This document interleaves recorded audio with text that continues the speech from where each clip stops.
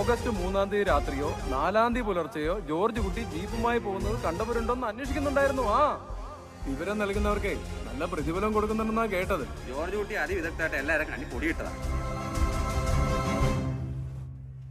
അയാൾ ഇത്ര ഉറപ്പിച്ചു പറയുമ്പോ ഇല്ല സാർ, അതവിടെ ഉണ്ടാകാൻ സാധ്യതയില്ല.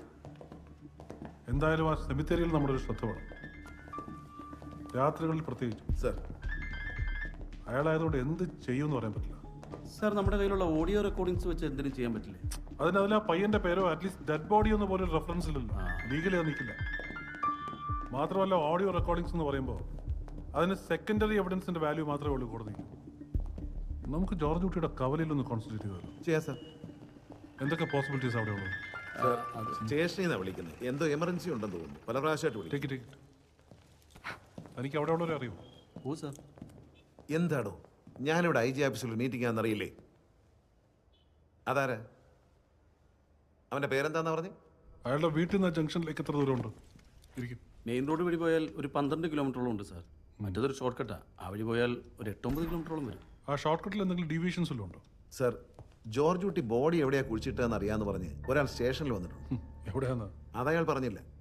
ഉയർന്ന ഉദ്യോഗസ്ഥരുടെ പറയൂന്ന് പറഞ്ഞ് സ്റ്റേഷനിൽ ഇരിക്കുക. വിശ്വസിക്കാവോടോ? ഇതുപോലെ എത്ര എണ്ണം വന്നിട്ടുള്ളത്? ഒന്ന് കേട്ട് നോക്കാതെ വിടണോ സാർ? Of course not. ഇങ്ങോട്ട് കൊണ്ടുവരാൻ പറ. എന്താ അതിന്റെ പേര്? ജോസ്. നീ എവിടെ വെച്ചാ ജോർജ് കുട്ടിയെ കണ്ടത്? അതൊക്കെ പറയാം സാറേ, എനിക്കെന്ത് തരും?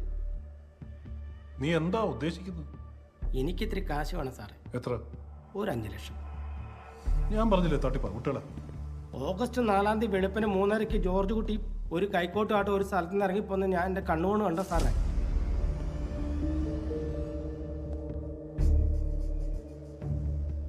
അത് കഴിഞ്ഞ് അരമണിക്കൂർ കഴിഞ്ഞപ്പോൾ പോലീസ് എന്നെ അറസ്റ്റ് ചെയ്തു. ഞാനും അളിയനും വഴക്കുണ്ടാക്കുന്നത് രാത്രി 12:30-ക്കാണ്. കൈ കിട്ടിയ കമ്പ്യൂട്ടർ വെച്ച് ഞാനൊരു അടി വെച്ച് കൊടുത്തു. ആളങ്ങ് ചത്തുപോയി. പേടിച്ച് ഞാനങ്ങ് ഓടി. ആ ഓട്ടത്തിനിടയ്ക്കാണ് ഇത് കാണുന്നത്. ഞാനൊരു തട്ടിപ്പുകാരനല്ല സാറേ. അയാള് സൈക്കിളിലല്ലായിരുന്നു വന്നത്? അല്ല, ജീപ്പിലാ.